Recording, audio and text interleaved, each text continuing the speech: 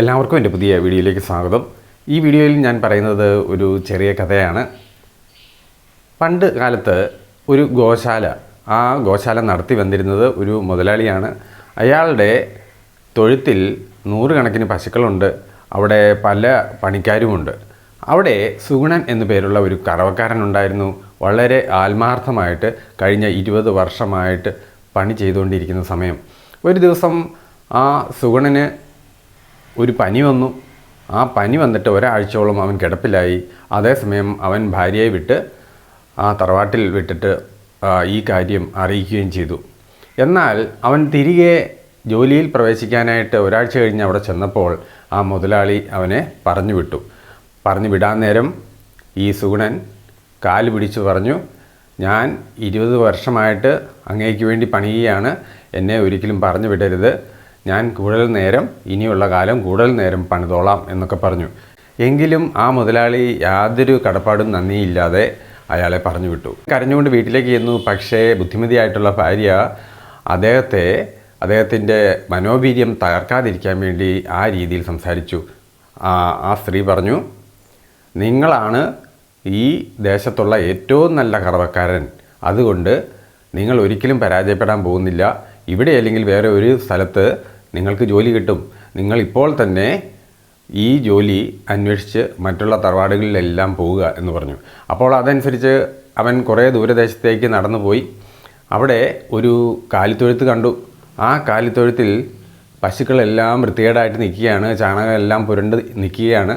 അതുപോലെ കാലിത്തീറ്റകളും എല്ലാം അലക്ഷ്യമായിട്ട് കിടപ്പുണ്ട്. ചാണകമൊന്നും കൃത്യമായിട്ട് വാരിയിട്ടൊന്നുമില്ല, അവിടെ മുഴുവൻ വൃത്തികേടായിട്ട് കിടക്കുകയാണ്. ഇത് കണ്ടപ്പോൾ അവന് വളരെ വിഷമം തോന്നി. അവൻ അവിടുത്തെ കാരണവരോട് പറഞ്ഞു, എനിക്ക് കൂലിയൊന്നും തരണ്ട, ഇന്നൊരു ദിവസം കൊണ്ട് ഞാൻ ഈ തൊഴുത്ത് വൃത്തിയാക്കിയിട്ട് മടങ്ങിക്കോളാം എന്ന് പറഞ്ഞു. അപ്പോൾ അയാൾ അതിന് അനുവദിക്കുകയും ചെയ്തു.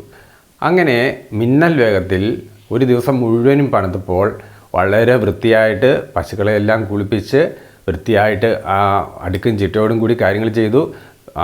അവിടെ കിടന്നിരുന്ന ചാണകമെല്ലാം ചാണകക്കുഴിയിൽ കൊണ്ട് ഇട്ടു. കാലിത്തീറ്റയെല്ലാം നല്ല വൃത്തിയായിട്ട് ഓരോ കാലികൾക്കും കൃത്യമായിട്ട് കൊടുക്കാനായിട്ട് അവിടെ വീതം വെച്ച് അങ്ങനെ ഇട്ടു. അങ്ങനെ എല്ലാം വളരെ കൃത്യമായിട്ട് ചെയ്തിട്ട് ഇയാൾ ഒന്നും പ്രതീക്ഷിക്കാതെ നടന്ന് നീങ്ങിയപ്പോൾ ആ മുതലാളി കൈകൊട്ടി അയാളെ വിളിച്ചു.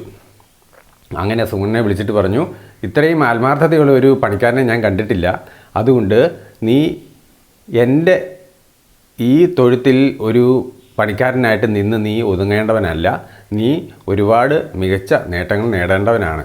അപ്പോൾ നീ ഒരു കാര്യം ചെയ്യുക, ഈ തൊഴുത്തിലെ ഏറ്റവും നല്ല ഒരു പശുക്കിടാവിനെ എടുത്തുകൊണ്ട് പോവുക എന്ന് പറഞ്ഞു. അങ്ങനെ അവൻ ആ പശുക്കിടാവുമായിട്ട് അവൻ പോയി. അവൻ വീട്ടിൽ ചെന്നു അതിനെ വളർത്തി. അപ്പോൾ അതിനൊപ്പം തന്നെ പല ഇടങ്ങളിലും കറവക്കാരനായിട്ട് പോവുകയും ചെയ്തു. എന്നിട്ട് കുറേ മാസങ്ങൾ കഴിഞ്ഞപ്പോൾ ഈ പശു പ്രസവിച്ചു. അതിന് പശുക്കിടാങ്ങളുണ്ടായി. അങ്ങനെ അവൻ ആദ്യമായിട്ട് അവൻ്റെ സ്വന്തം പശുവിനെ കറക്കാനായിട്ട് തുടങ്ങി. അങ്ങനെ അവൻ ആ വീട്ടിലെ അവൻ്റെ സ്വന്തം കറവക്കാരനായി. മറ്റിടങ്ങളിലേക്ക് ജോലിക്ക് പോകേണ്ട ആവശ്യമില്ല, നല്ലപോലെ പാൽക്കറവയുണ്ടായിരുന്നു. അപ്പോൾ അങ്ങനെ കുറേ മാസങ്ങളിലൂടെ കടന്നുപോയി. അപ്പോൾ അവൻ്റെ തൊഴുത്ത് കുറച്ചുകൂടി വികസിക്കാനായിട്ട് തുടങ്ങി. പലതരത്തിലും അഭിവൃദ്ധി വന്നു.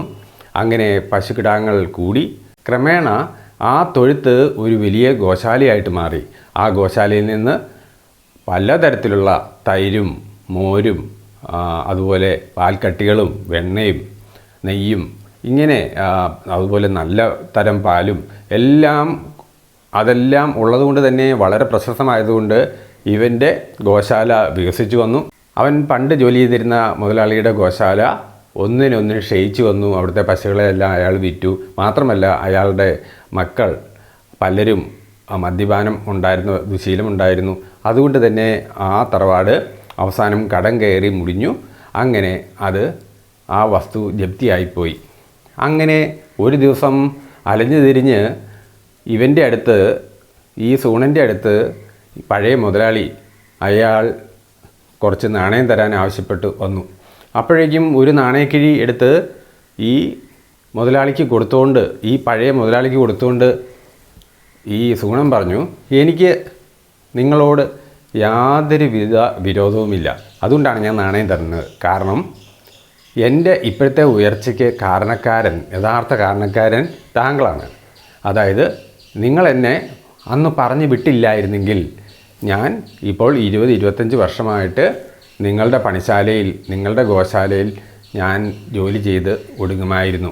അപ്പോൾ എനിക്ക് നിങ്ങളോട് നന്ദിയും കടപ്പാടുമുണ്ട്. പക്ഷേ നിങ്ങളത് എന്നോട് കാണിച്ചില്ല. അത് ശരി, അപ്പോൾ നിങ്ങൾക്ക് പോകാമെന്ന് പറഞ്ഞു. അങ്ങനെ അയാൾ തലയും താഴ്ത്തി ആ പഴയ മുതലാളി നടന്ന് നീങ്ങി. ഇതാണ് കഥ.